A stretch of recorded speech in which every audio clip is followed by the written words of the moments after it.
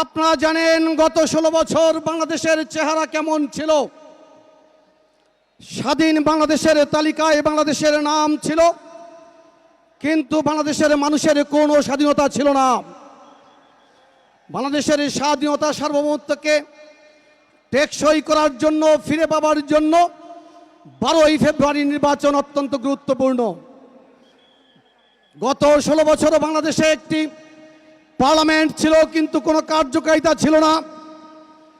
12ই ফেব্রুয়ারি নির্বাচন একটি কার্যকর পার্লামেন্ট গঠন করার জন্য খুবই গুরুত্বপূর্ণ। গত 16 বছর বাংলাদেশে একটি নির্বাচন কমিশন ছিল, পাতানো নির্বাচন হয়েছিল, কিন্তু মানুষের ভোটাধিকার ছিল না। মানুষের ভোটাধিকার ফিরে পাবার জন্য এই 12ই ফেব্রুয়ারির নির্বাচন অত্যন্ত গুরুত্বপূর্ণ। গত 16 বছর বাংলাদেশে আইন ছিল, আদালত ছিল, কিন্তু ন্যায় বিচার ছিল না।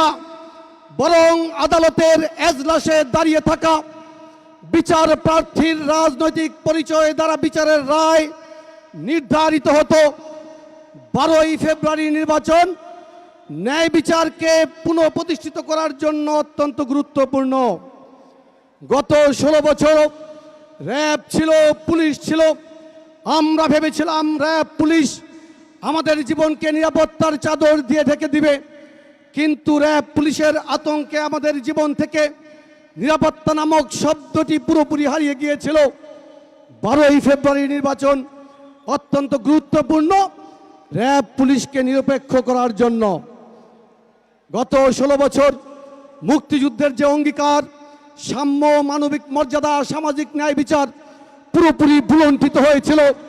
12ই ফেব্রুয়ারির নির্বাচনটি অত্যন্ত গুরুত্বপূর্ণ এই মুক্তিযুদ্ধের অঙ্গীকার, সাম্য, মানবিক মর্যাদা, সামাজিক ন্যায় বিচারকে পুনরায় প্রতিষ্ঠিত করার জন্য।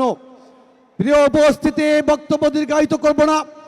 ইতিমধ্যে আমাদের নেতা বিএনপির চেয়ারম্যান, যাকে ঘিরে আজকের আয়োজন, যাকে সাথে নিয়ে আমরা আগামী দিনে বাংলাদেশে গণতন্ত্রের অভিষেক উদযাপন করার স্বপ্ন দেখি, জনাব তারেক রহমান ইতিমধ্যেই জাতির সামনে 31 দফা সংস্কার প্রস্তাব উপস্থাপন করেছেন। যেই প্রস্তাবের মাধ্যমে বাংলাদেশের প্রতিটি শ্রেণী পেশার মানুষের অধিকারকে ঘরে ঘরে পৌঁছে দেওয়ার জন্য ইতিমধ্যেই পরিকল্পনা গ্রহণ করা হয়েছে। আপনারা আগামী 12ই ফেব্রুয়ারি ভোট কেন্দ্রে যাবেন, সকলকে ঐক্যবদ্ধ করে আপনারা তাদেরকে ভোট কেন্দ্রে নিয়ে যাবেন।